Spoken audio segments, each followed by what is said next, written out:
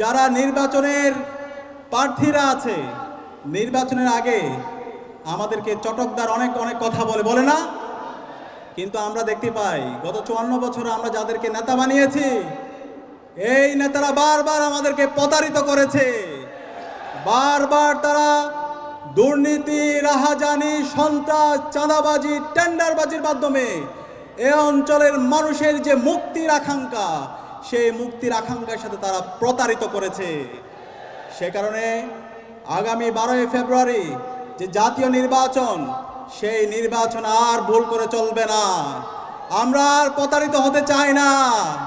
আমরা আমাদের সঠিক প্রতিনিধিকে নির্বাচিত করতে চাই। আপনারা কি পারবেন ইনশাআল্লাহ? আগামীর যে নির্বাচন, সেই নির্বাচনে আমাদেরকে 2টা ভোট দিতে হবে। সবাই জানেন তো? প্রথম ভোট হচ্ছে আমাদের এই বাংলাদেশ আগামী 100 বছর কিভাবে পরিচালিত হবে, সেই বাংলাদেশের ভাগ্য নির্ধারণের জন্য ভোট। সেই ভোটের নাম হচ্ছে গণভোট। সেই গণভোটে আমাদের হাকে বিজয় করতে হবে। আমরা কি পারবো? প্রাণ সসের মাখামাখি টেস্ট বার্গারকে করে তোলে আরো ইয়ামি, আরো জোস। প্রাণ সসের বস।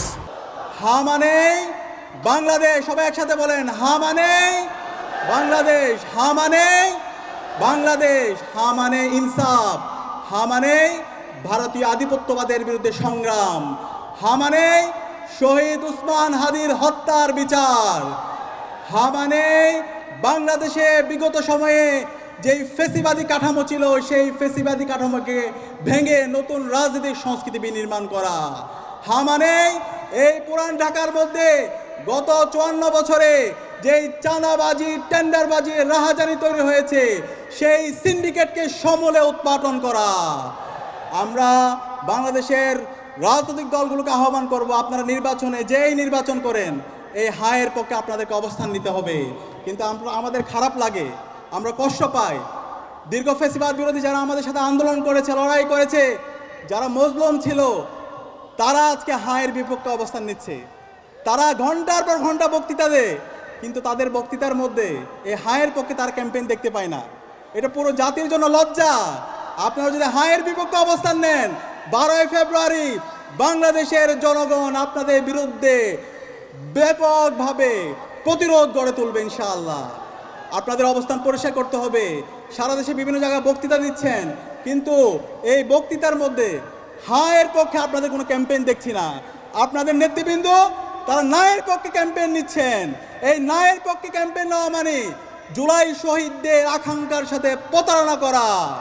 এই নায়ের পক্ষে অবস্থান নেওয়া মানে গত 16 বছরে বাংলাদেশে যে ফেসিবাদ কায়েম হয়েছে, হাসিনার যে ফেসিবাদী রাষ্ট্র প্রকল্প আছে, তার পক্ষে অবস্থান নেওয়া। এই নায়ের ক্যাম্পেইন করা মানে গত 16 বছরে বাংলাদেশে যে গুম, খুন, আয়নাঘর তৈরি হয়েছে, তার পক্ষে অবস্থান নেওয়া। আমরা অনুরোধ করব, দ্রুত আপনাদের অবস্থান পরিষ্কার করেন।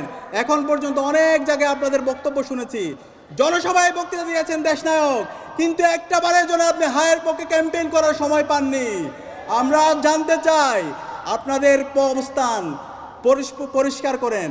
আপনারা যদি এই অবস্থান পরিষ্কার করতে না পারেন, তাহলে বাংলাদেশের এবারের যারা ভোটাররা আছে, 4 কোটি যে তরুণরা আছে, তারা আপনাদের বিপক্ষে অবস্থান নেবে।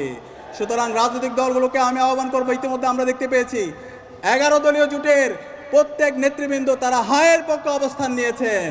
ইনশাআল্লাহ এই নির্বাচনে ব্যাপক ব্যবধানে বিজয় হয়ে এবং ইনসাফের প্রতিনিধিরা বিজয় হয়ে বাংলাদেশের 54 বছরে যে বঞ্চনা তৈরি হয়েছে, যে জুলমতন্ত্র তৈরি হয়েছে, যে মাফিয়াতন্ত্র তৈরি হয়েছে, তা সমূলে উৎপাটন করা হবে ইনশাআল্লাহ।